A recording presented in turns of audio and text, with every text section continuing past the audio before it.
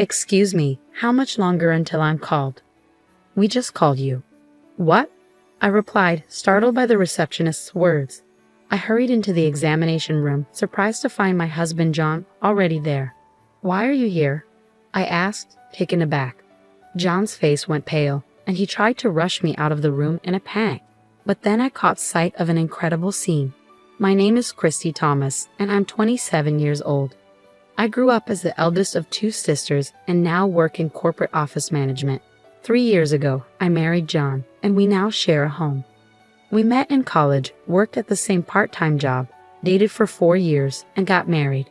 Even today, we maintain a relationship where we can talk about anything just like close friends. I'm currently 7 weeks pregnant.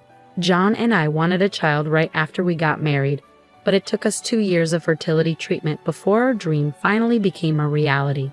When I visited the OB-GYN alone, the gestational sac, our baby's growing space, was already visible. The ultrasound photo even showed the tiny fetus. I haven't yet told John about the pregnancy because I wanted to surprise him. After my appointment, I bought a cake and picked up ingredients for John's favorite meal at the supermarket. When I got home, I immediately began cooking. A few hours later, John walked in and greeted me with, "I'm home." His eyes widened when he saw the table set with his favorite beef stew. Wow, what's the special occasion? Everything looks amazing. I thought we should have a celebration today, I said. A party? What's the occasion? I went to the hospital today, I replied. Hospital? He asked, his brow furrowed. I handed him the ultrasound photo, and as he looked at it, his anxious expression transformed into one of astonishment. Christy, is this real? Yes, John, I said, beaming. We're going to be parents. John's face lit up with joy. We are. We really are. Yes, our baby is finally on the way, I confirmed, tears of happiness welling up in my eyes. Everything looks great, and our baby is growing steadily. John embraced me, his own eyes filled with tears. Thank you, he said over and over, a grateful smile on his face. Since that day, John has taken on more household chores to help me out. We used to share the work, but now he handles tasks like cleaning the bathroom because he doesn't want me exposed to potential hazards. He's also been managing the heavier grocery shopping, picking up large bags of rice and water. But that's not all. He's been making my prenatal appointments for me, keeping track of my schedule and setting them up online since I'm not as comfortable with internet scheduling. I've been dealing with mild morning sickness, but it hasn't been severe enough to keep me from working. I still come home and prepare dinner as I wait for John's return. Lately, he's been working overtime frequently, usually not coming home until after 9 p.m. Tonight, though, he didn't arrive even after 10 p.m. Normally, he calls if he's going to be late, but this evening, there was no word from him. I tried calling him, but there was no response. I waited anxiously. Finally, just past 11 p.m., I heard the front door open. I rushed to greet him. John, welcome home. I was worried because you didn't contact me. Ah, sorry, something unexpected came up, he said. But you weren't supposed to have overtime tonight. Did something happen? I asked. No, just some unplanned work, he replied, avoiding my gaze. His evasiveness unsettled me, so I pressed further. John, are you hiding something? What? No, I'm not hiding anything. Then why won't you look me in the eye? If there's nothing to hide, you should be able to tell me where you were and what you were doing, right? I told you, I got caught up with some unexpected work, he said, sounding defensive. A junior made a mistake, and I had to step in and handle it. Even so, couldn't you have sent me a message like you usually do? I texted you several times and even called. John, normally so composed, raised his voice at me, his expression one of frustration. This was the first time I'd seen him like this, and it startled me. He continued, his breathing heavy. After working late and then coming home to be doubted. What nerve? Is it entertaining for you to make a fool out of me? John, what are you talking about? I'm not making a fool out of you. I'm just asking why you were late. I told you it was because of overtime. What more do you want? John snapped. It's not about what I want or don't want. You didn't let me know you were going to be late as you usually do. It felt strange. Enough. You're being so stubborn. Is it because of your pregnancy that you're imagining things? He shot back. What? I replied, shocked by his accusation. Listen, Christy, when you give birth, you won't be able to work. So who do you think will support us? Me, right? John continued, his tone dismissive. If you want me to provide for us, stop interfering with my work. He left abruptly, tossing his suit jacket aside and heading straight for the bathroom. After his bath, he shut himself in our bedroom. I stared at the untouched dinner I had prepared, an overwhelming mix of emotions washing over me. Why would he say such hurtful things? All I did was express concern that something felt off, yet he called it delusional. From that day on, John treated me coldly. It became a regular occurrence for him to come home in the early hours of the morning, while his usual 9 p.m. arrivals grew rare. Amid all this uncertainty, my pregnancy progressed. John, who had once been a helpful and supportive partner, now did no household chores, leaving everything to me. The burden of managing the house while trying not to strain my body began to take its toll on me.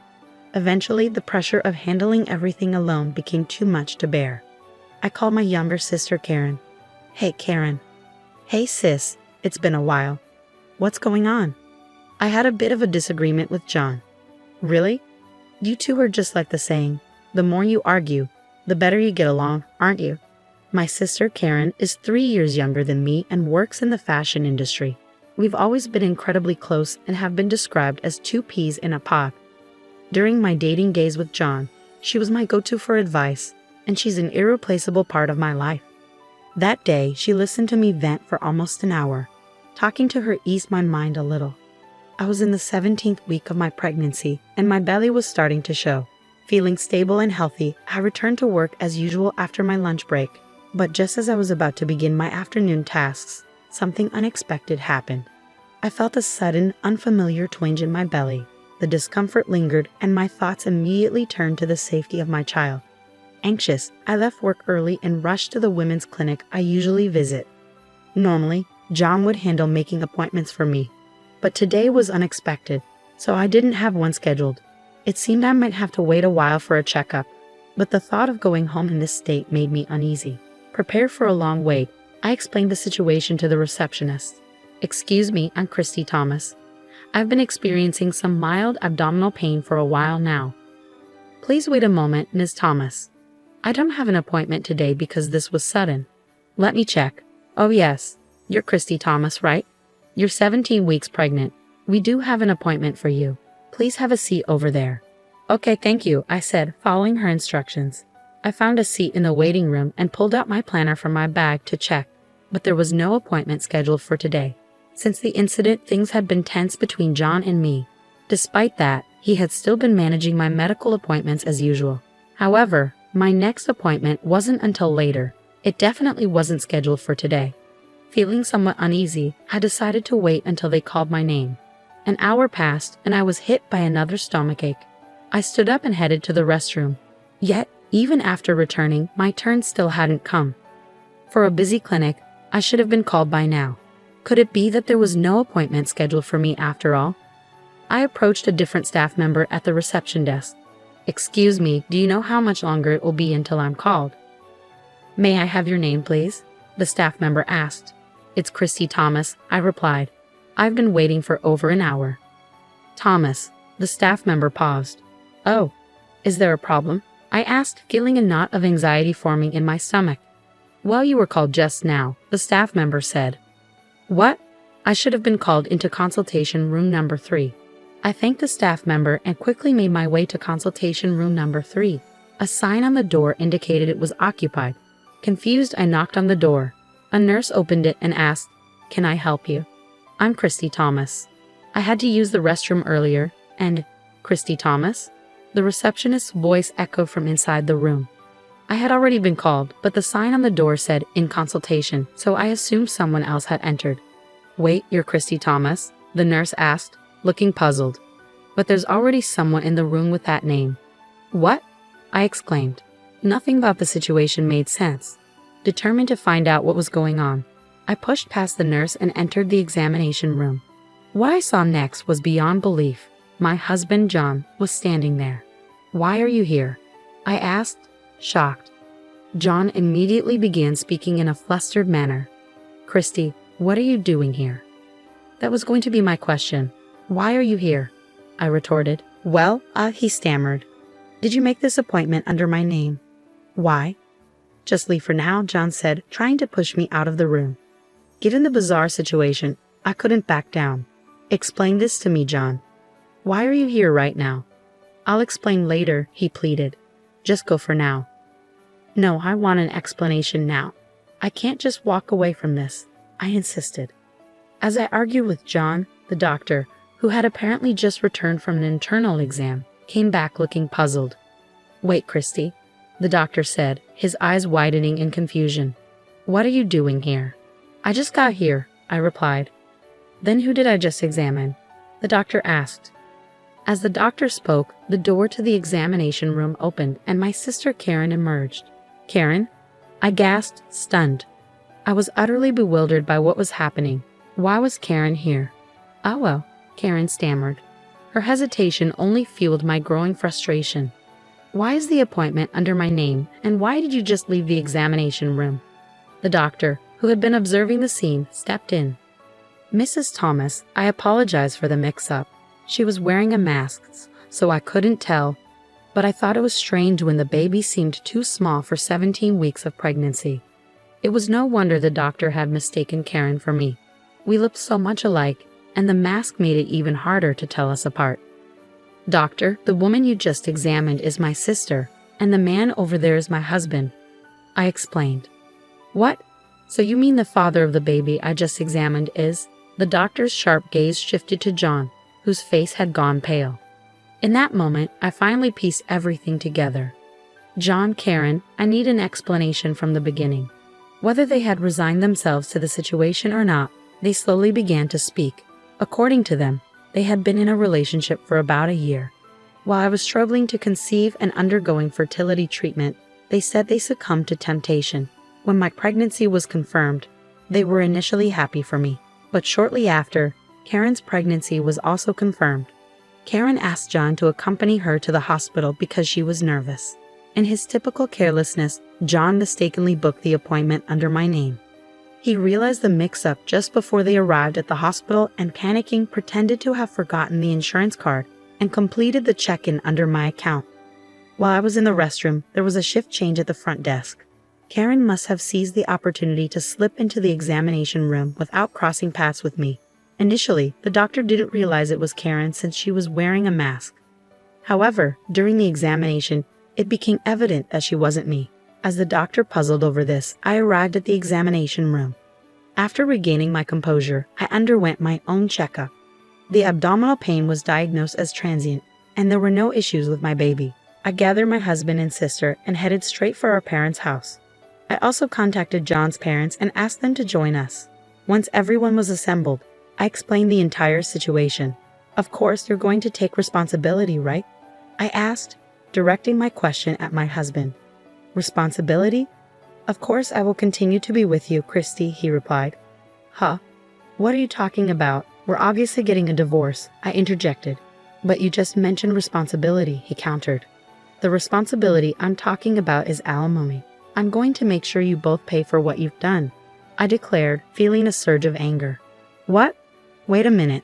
I never intended to get a divorce, my husband protested. His words ignited fury in my sister, who was standing nearby. You said you loved me more. Was that all a lie? Karen grabbed my husband's collar, and they began to argue. Their loud quarrel pushed my anger to its peak. I splashed the tea from the table onto both of them, raising my voice to get their attention. Enough is enough. I'm divorcing John and cutting ties with Karen. You two just need to pay the alimony without argument. Wait, Christy, I love you. John tried to intervene. Christy, I'm your sister. Don't talk about alimony, Karen protested. Both of you stop. You're only saying what suits you. How far do you plan to humiliate me? I'll collect the alimony by any means necessary, even if it means sending you two to hell. If you understand, get out of my sight, you scoundrels. At my outburst, they both fell to their knees, pleading for forgiveness. Please forgive me, Christy, John begged. I also beg you, Karen added. But it was too late. Their actions were unforgivable, and I had no intention of pardoning them. After that, my husband and I divorced as expected. I blocked Karen's contact information and severed all ties with them. They were disowned by their families and forced to fend for themselves. John's affair became known at his workplace, and he faced cold stares from his colleagues. Unable to endure the hostile atmosphere, he started skipping work without notice and was eventually fired. Karen, suffering from severe morning sickness, had already quit her job. Now both were unemployed, and their relationship grew increasingly toxic, filled with curses and misery. They lived together but never married. It's clear they won't support each other as a married couple in the future. As for me, I moved back to my parents' house and embraced a new life as a single expectant mother. I switched to remote work and am now waiting anxiously for the birth of my child. Though I fear raising my child without a father, I am determined to pour all my love into my child and raise them the best way I can.